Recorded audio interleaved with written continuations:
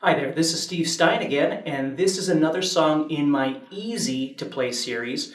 I'm going to do Boulevard of Broken Dreams for you, but I'm going to show you an easy way of playing it. So if you've just started learning how to play guitar and you've only got a few chords to work with, this is how we're going to do it. What we're going to do is play, put a capo on the first fret, and we're going to play E minor, G, D, and A.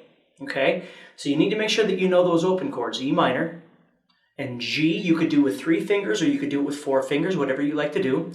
Your D chord and your A chord. Now A you could do with these 3 fingers, A you could do with these 3 fingers. Some people just use 1 finger. However you've been learning how to play it is perfectly fine, okay? So let me play you a little bit of the beginning of this song.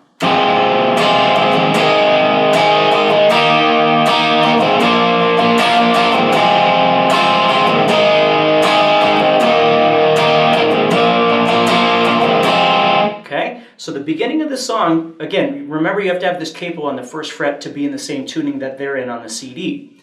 Okay? Now the big thing is understanding how to switch between chords.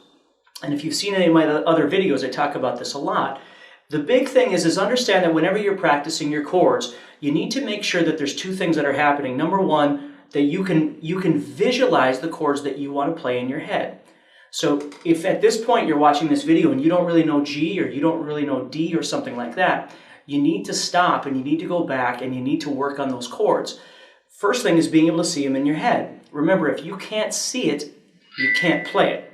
So it's really important that you work on making sure that you can see them. So like as I'm talking to you, I might think about a D chord in my head. Well, I can see what it looks like in here. So then it's a matter of looking at my guitar and then finding where to put my fingers. So the first part is visualization. Memorization. The second part is a technique called bouncing. And what you do is you practice taking your fingers, and this is really important, you practice making the chord. A lot of the first thing that people do wrong is that when they're trying to learn how to play chords, they will make a chord and then they'll keep strumming it, which is great for your right hand, but it's not really teaching your left hand anything. You need to make sure that what you're doing is making that chord, you pretend like your fingers are super glued together, and then you make it again. You pick it up, you set it back down, and you do that over and over and over again. And the point is, when you move from one chord to the next, you want to be making those changes in midair. Not when you get to the guitar, but before you ever get to that next chord. Okay? So just you kind of keep that in mind. So on with the song. The second thing I want you to do with this E minor, G, D, A thing is practice putting your rhythm right around there with your arm. And remember, when it comes to strumming, you never start and stop, you never speed up, you never slow down. You don't want to strum. Don't do that sort of thing because it sounds really strange. And it probably looks a little strange too, right? So what you want to do is keep your arm moving. When you don't want something, you simply move away from the strings.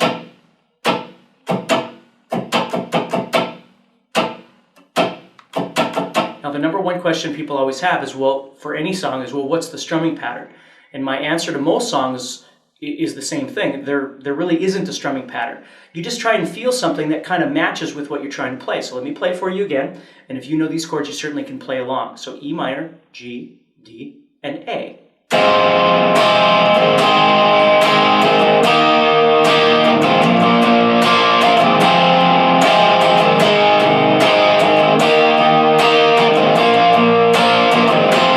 So you're hitting and missing, and if you haven't really done that before, practice scratching, and that's when you touch all 6 strings with your fingers. So you get a scratching sound like that. And practice making up things, moving your arm back and forth as you play.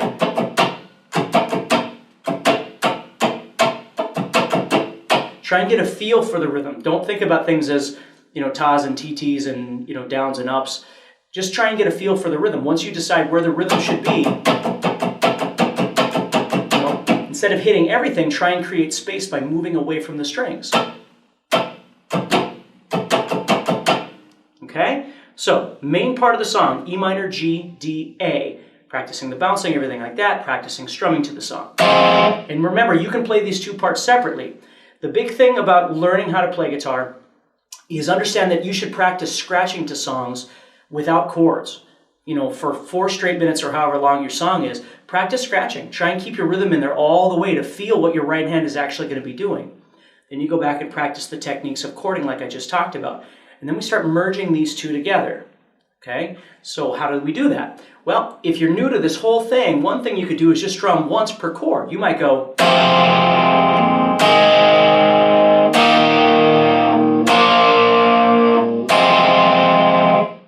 It's enough to play along with the song and have some fun, which is perfectly fine. Okay, if you can do that, then maybe try strumming twice. Strum on 1 and 3 like this.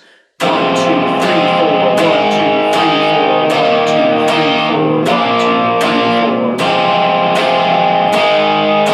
4. If you can do that, try and strum all 4.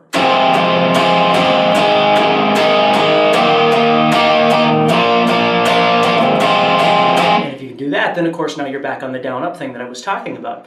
And if you want to play a structured pattern to begin with, you know, play down, down, down, up, down, or something like that.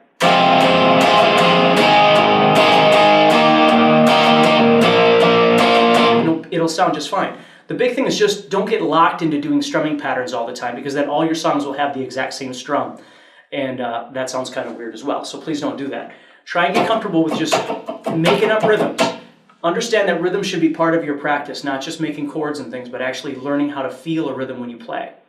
Okay? Then we move on to the chorus. Okay? The chorus for this song is C, G, D, E minor. Again, with the capo at 1.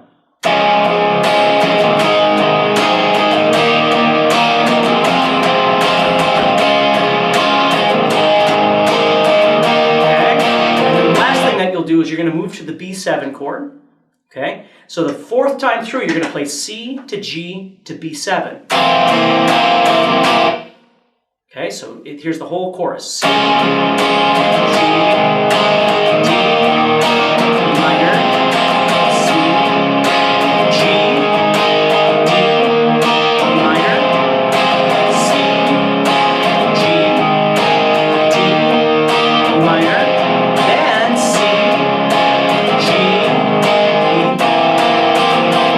So you'd either play a B7 chord, okay, and again, you can look up B7 as just a search, a web search or whatever, but B7 would be right here.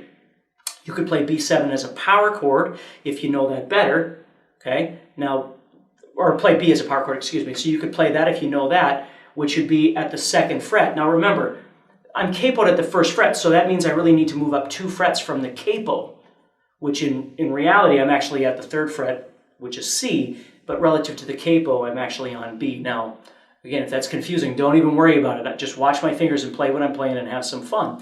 If some of that doesn't make sense to you, you can always try and refer back to one of my other videos to learn a little bit more about that. But if you know the B7, that's probably the easiest way to go at this point. It's not an easy chord, but certainly give it a try, and enjoy this song.